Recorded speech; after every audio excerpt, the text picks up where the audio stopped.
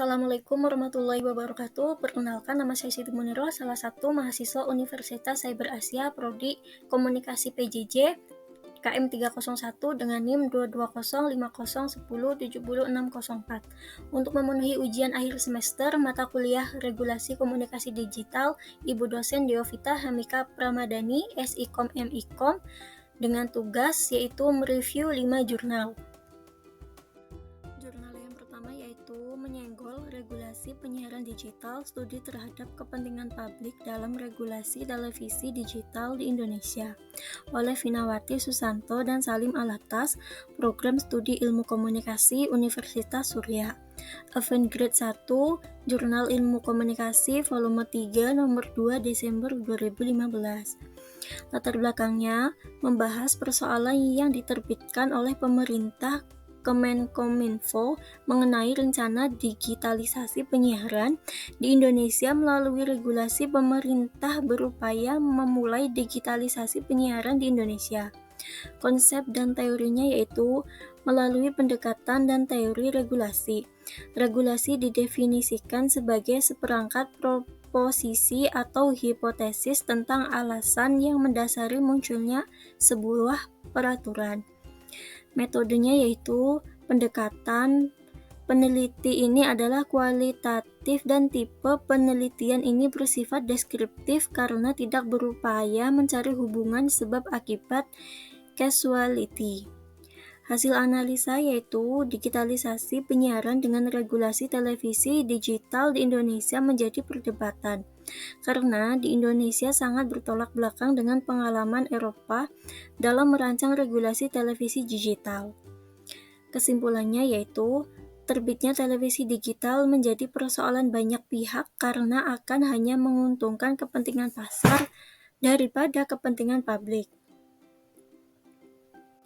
Jurnal yang kedua yaitu dengan judul Menggali Kebijakan Penyiaran Digital di Indonesia oleh Malik Maulana, Magister Ilmu Komunikasi, Universitas Diponegoro, Jalan Erlangga Barat 7, Nomor 33, Semarang 50241, Indonesia. Latar belakangnya yaitu semenjak diterbitnya Undang-Undang 32 2022 tentang penyiaran, mulai banyak bermunculan televisi-televisi lokal di berbagai daerah tanah air. Namun, terbatasnya alokasi kanal frekuensi analog pada setiap wilayah siar menjadi kendala, maka alternatif penerapan siaran televisi digital di Indonesia merupakan sebuah solusi untuk keterbatasan kanal frekuensi tersebut. Konsep dan teorinya yaitu dengan sistem digital, beberapa lembaga penyiaran dapat bergabung dalam penyiaran dengan satu kanal frekuensi digital. Asumsi rasional yang digunakan untuk membuat kebijakan penyiaran dilandasi dari The Shakarity Theory.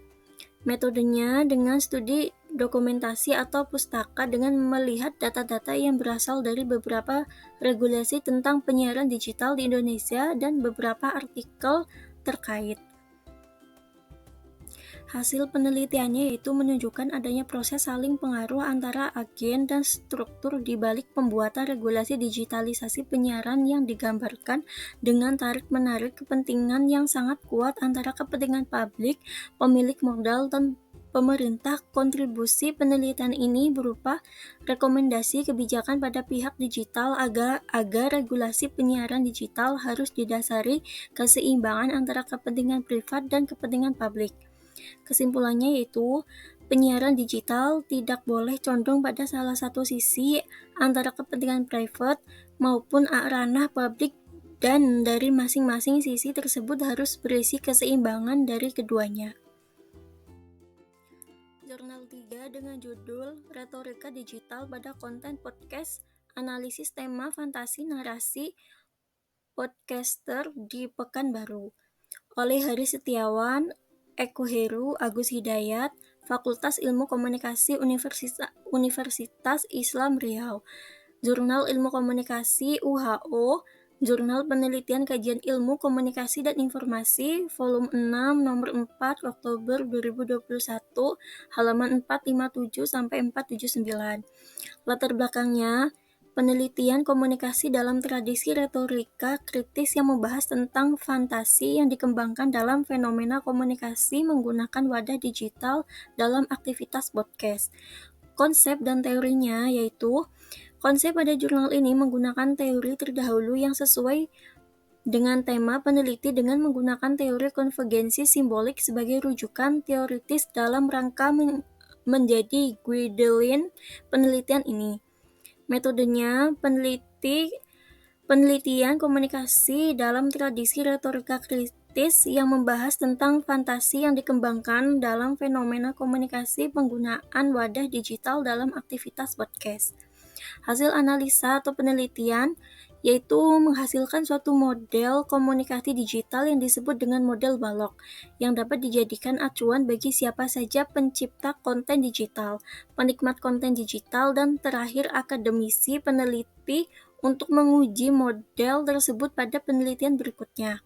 Kesimpulannya, peneliti ini dilaksanakan sebagai upaya ungkapan fantasi yang diciptakan podcaster di Pekanbaru serta kemampuan fantasi tersebut menjadi realitas simbolik pada konten podcast yang diproduksi. Jurnal 4 dengan judul Implementasi Sistem Siaran Televisi Digital DLPP TVRI Stasiun Jawa Tengah oleh Marwiati Adewahyudin, Program Studi Manajemen Teknik Studio Produksi Sekolah Tinggi Multimedia Yogyakarta, Jalan Magelang nomor KM 6 Melati Sleman di Yogyakarta, Indonesia. Latar belakangnya yaitu tujuan penelitian ini untuk mengetahui implementasi sistem siaran televisi digital di LPP TVRI Stasiun Jawa Tengah. Konsep dan teorinya, jurnal ini yaitu dengan menerapkan undang-undang sebagai peraturan Menteri nomor 7 PIM Kominfo /3 2007 tentang standar penyiaran digital terestrial untuk televisi tidak bergerak di Indonesia guna mengantisipasi proses migrasi dari sistem analog ke digital. Susanto et al. 2016. Metodenya, penelitian ini menggunakan metode deskriptif kualitatif dengan teknik pengumpulan data, observasi, dan wawancara.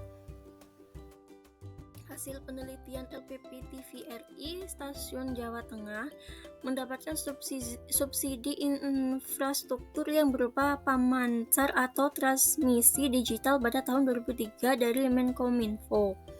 Kesimpulannya yaitu masyarakat belum maksimal dalam menerima siaran digital terkendala mahalnya harga pesawat televisi berformat GFB T2. Pesawat penerima televisi digital juga masih banyak yang analog sehingga belum bisa menerima televisi digital, masih membutuhkan peralatan tambahan.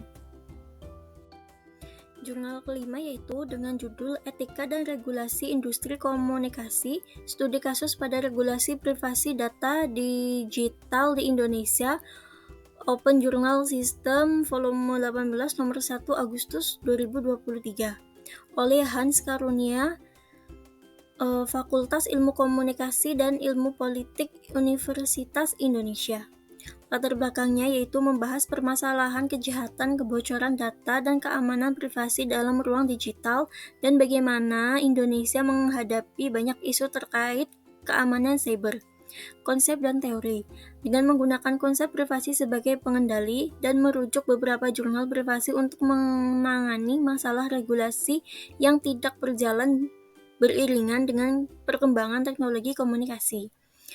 Metodenya yaitu pada paper ini, metode yang peneliti pilih adalah menggunakan pendekatan kualitatif dengan pendekatan literatur review.